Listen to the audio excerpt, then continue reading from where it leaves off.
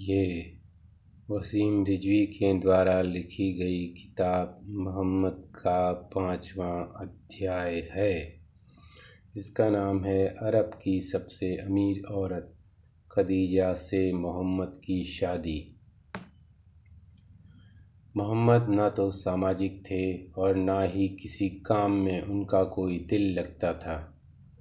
वह अकेला रहना ज़्यादा पसंद करते थे। मोहम्मद अपने विचारों में खोए रहने वाले व्यक्ति थे। अबू तालिब ने 25 वर्ष की उम्र में मोहम्मद को एक नौकरी दिलवा दी। ये नौकरी उन्हें अपनी एक रिश्तेदार और अमीर व्यापारी खदीजा के यहाँ मिली। खदीजा उस वक्त 40 साल की हो चुकी थी और एक सफल और अमीर व्यापारी थी। वे 2 बार की विधवा थीं। खदीजा के हुक्म पर एक बार मोहम्मद खदीजा का सामान बेचने के लिए और कुछ और सामान खरीदने के लिए सीरिया गए थे। वहाँ से जब मोहम्मद लौट कर आए तो खदीजा उनके प्यार में गिरफ्तार हो चुकी थी। मोहम्मद ने सौदा बहुत अच्छा किया था। उनका रंग गोरा था और वे खूबसूरत लगते थे। खदीजा ने एक विश्वासी सहेली नफीसा पर मोहम्मद को शादी करने पर विचार पूछने का जिम्मा सौंपा। सबसे पहले मोहम्मद ने संकोच किया क्योंकि उनके पास विवाह निभाने हेतु पैसे नहीं थे। नफीसा ने पूछा कि क्या अगर एक औरत जो विवाह के लिए सभी साधन जुटाए तो वह शादी करने पर विचार करेंगे। इस पर मोहम्मद खदीजा के साथ विवाह करने के लिए सहमत हुए, लेकिन विवाह करने से पहले एक बार मिलना चाहते थे।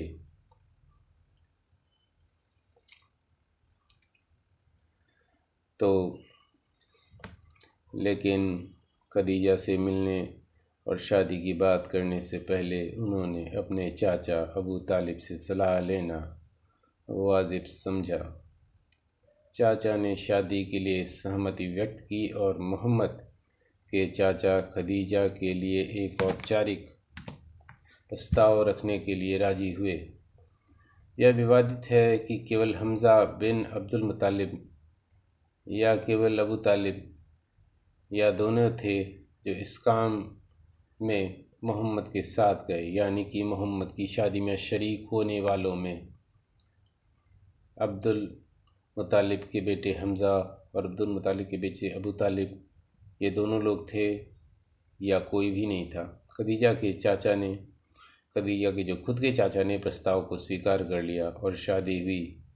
हालांकि कहा जाता है और हदीसों में आया है कि खदीजा के पिता जो उस वक्त जीवित थे इस शादी के लिए तैयार नहीं हुए थे और उनको शराब पिला करके सुला दिया गया था।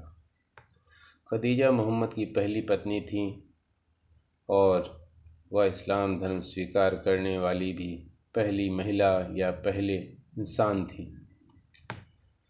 खदीजा के साथ विवाह करना ऐसा था जैसे कि मोहम्मद को कोई बड़ा खजाना मिल गया हो। खदीजा क्योंकि मोहम्मद से उम्र में लगभग दुगनी थी, इसलिए मोहम्मद को बेपनाह प्यार करती थी। वह प्यार माँ अपने बच्चे के साथ भी कर सकती है और खदीजा को यौन संबंध के लिए एक नौजवान लड़का मिल गया था। मोहम्मद भी प्यार के लिए तरस रहे थे और दूसरे इस शादी से मोहम्मद को दौलत और औरत दोनों मिल गई थी। मोहम्मद को एक सुरक्षा भी मिल गई थी क्योंकि खदीजा उसको आर्थिक सुरक्षा भी प्रदान करती थी और खदीजा के काफ़िले में सिपह सलार भी हुआ करते थे। अब मोहम्मद को कोई काम काज करने की कोई ज़रूरत नहीं थी। ये कहा जाता है कि जिस सीरिया की यात्रा से वापस लौटने के बाद मोहम्मद से खदीजा प्रभावित हो गई थी, वो मोहम्मद की आखिरी व्यापारिक यात्रा थी। खदीजा अपने युवापत की ज़रूरतों का कुछ अधिक देखभाल रखने लगी। खदीजा मोहम्मद पर अपना सब कुछ लुटाने को तैयार रहती थी और मोहम्मद पर जो दौलत वह लुटाती थी उससे उसे बड़ी खुशी मिलती थी क्योंकि खदीजा को कम उम्र का एक नौजवान लड़का मिल गया था जो बचपन से मानसिक तौर पर अलग थलग रहकर मानसिक बीमारी से मुब्तला हो गया था और इस कारण उसके सेक्स करने की क्षमता और चाहत दूसरे नौजवान लड़कों से ज़्यादा थी। इसलिए खदीजा मोहम्मद से शारीरिक संबंध बनाने के लिए हर वक्त तैयार रहती थी।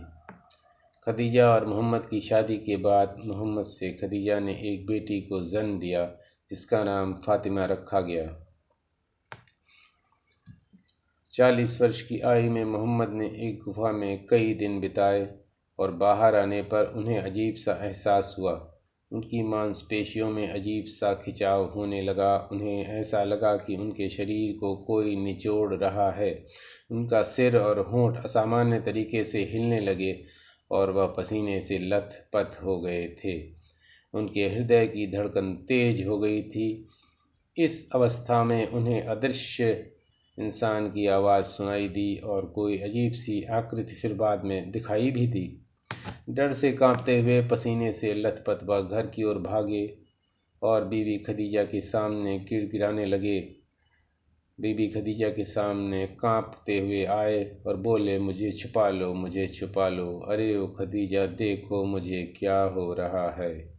मोहम्मद ने खदीजा को बताया कि उनके साथ क्या क्या हुआ। खदीजा ने मोहम्मद को हिम्मत दी और बोली, डरो नहीं, कुछ नहीं होगा। मोहम्मद को खदीजा ने समझाया कि उसके पास ऐसा लगता है कि कोई फरिश्ता आया था और उन्हें पैगंबर बनाने के लिए शायद चुना गया है। उस आकृति को खदीजा ने जिब्राइल का नाम दिया जिसे मोहम्मद ने देखा था गुफा में। मोहम्मद यकीन करने लगे कि उनका दर्जा अब पैगंबर का हो गया है और यह काल्पनिक संसार मोहम्मद को उपयुक्त भी लगा, क्योंकि मोहम्मद पहले से ही काल्पनिक दुनिया में जीता था और मोहम्मद ने अपने को अल्लाह नामक शक्ति का पैगंबर मान लिया। मोहम्मद ने अल्लाह के नाम पर उपदेश देना शुरू कर दिए। अब मोहम्मद अल्लाह के पैगंबर बन चुके थे और धीरे धीरे अरब के लोगों ने उन्हें अल्लाह का पैगंबर भी मानना शुरू कर दिया था।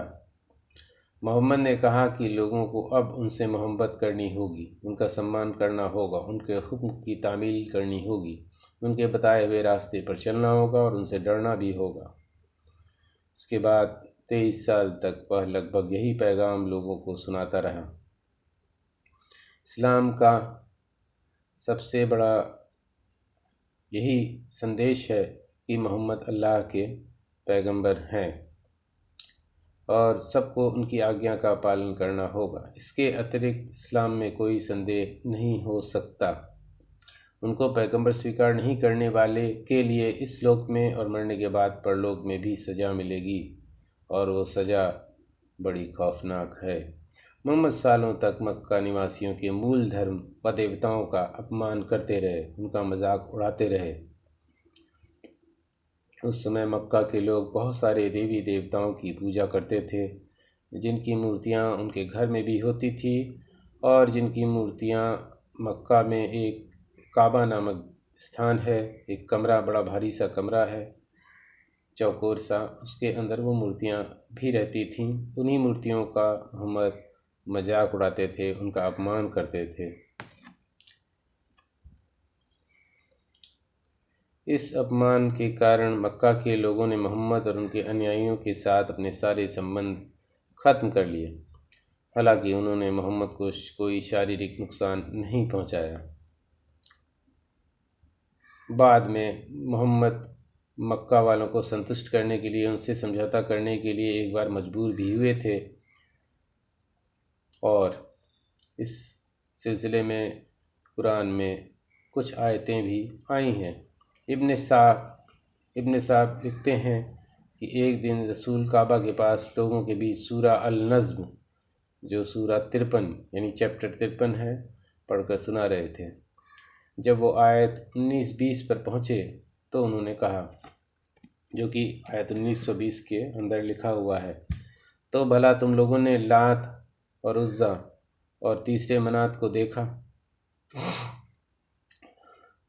उन्होंने अरबों की 3 देवियों अल्लात, अल उज्जा और अल मनात का जिक्र किया और सम्मानपूर्ण तरीके से किया। शायद वो दिल में समझौता करना चाहते थे, जो अल्लाह की मार्फत से उन्होंने ये आयतें पेश की।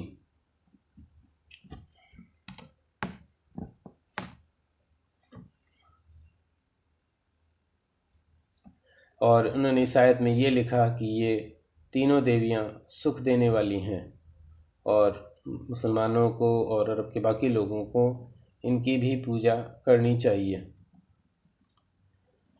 ये आयतें मोहम्मद के अपने मिशन से थोड़ा हट करके थी, लेकिन इन आयतों से उन्होंने अल्लाह के साथ अल उज्जा, अल मनात और अल लात इन 3 देवियों को भी शरीक कर दिया। तो जब मोहम्मद साहब ने ये आयत पढ़ी तो उस आयत को सुन करके मक्का के प्रभावशाली कुरैश लोग काफ़ी खुश हुए। मोहम्मद का बहिष्कार करने और उनसे दुश्मनी जारी रखने का जो उनका जज्बा था वो हल्का पड़ गया। यह खबर अबिसीनिया में रह रहे मुसलमानों तक पहुंची और वे भी बड़े खुश होकर के मक्का लौट आए।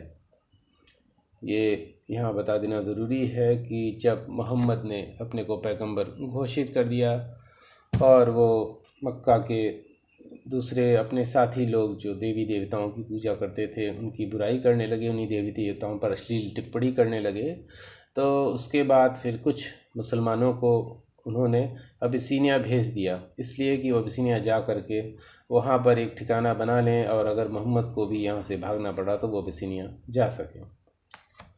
उन अबिसीनिया जाने वालों में एक सलमा नाम की एक औरत भी थी जो अपने पति के साथ गई थी। बाद में उसके पति का देहांत हो गया तो वो सलमा मोहम्मद की बीवी बन गई थी।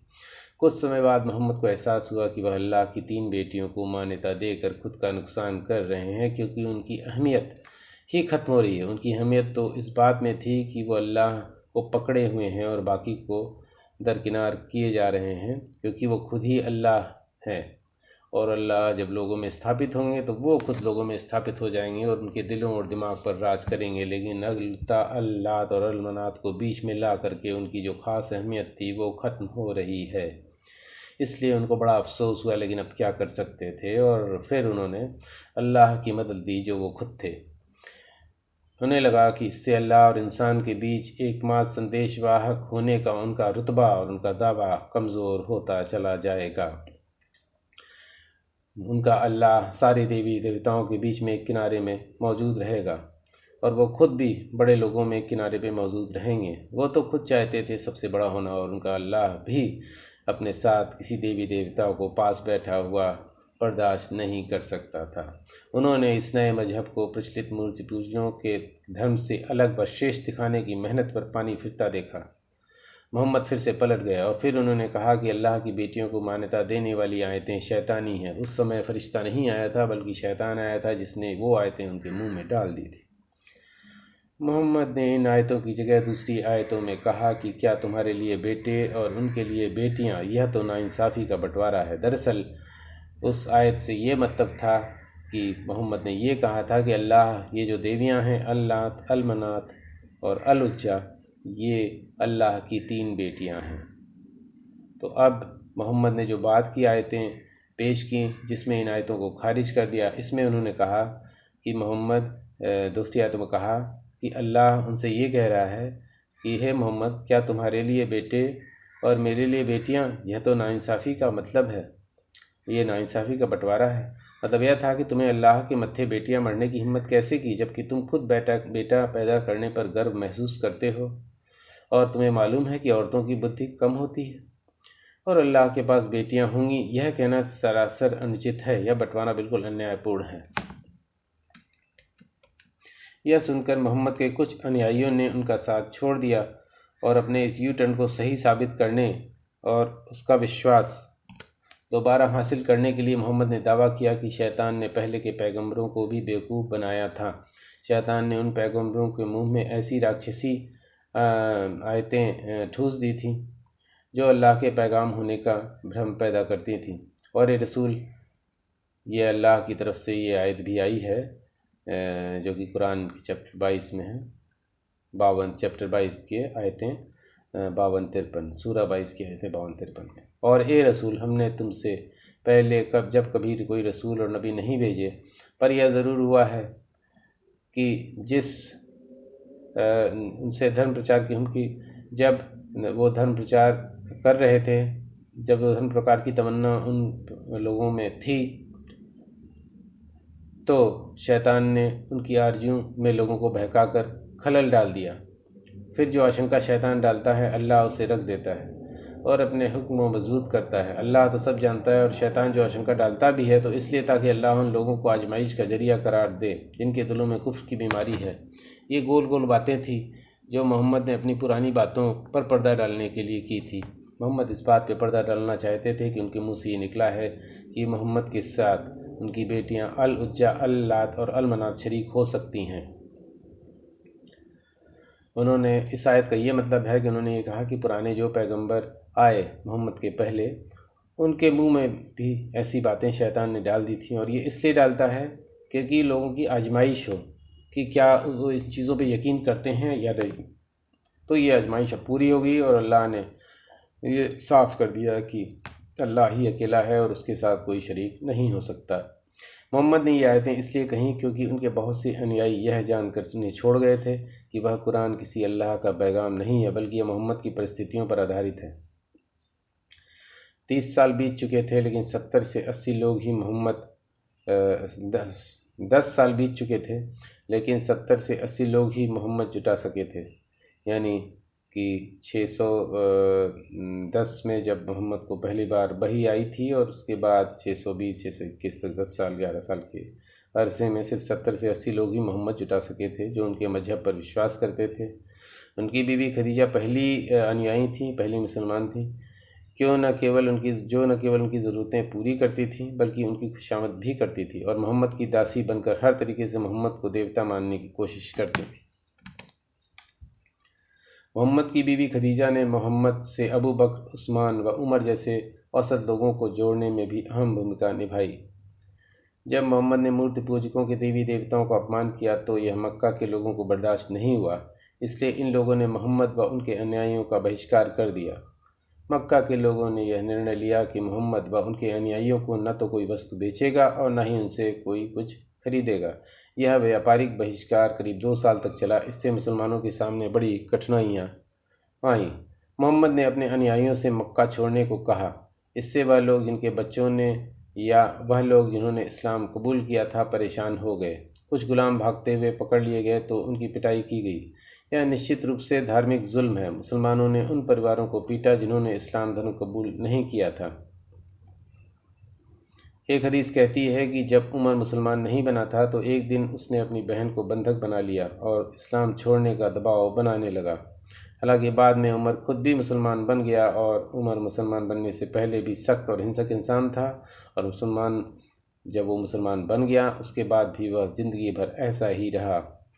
मुसलमानों पर जुल्म किए गए तो इसको लेकर बहुत से झूठे किस्से भी सुनाए जाते हैं।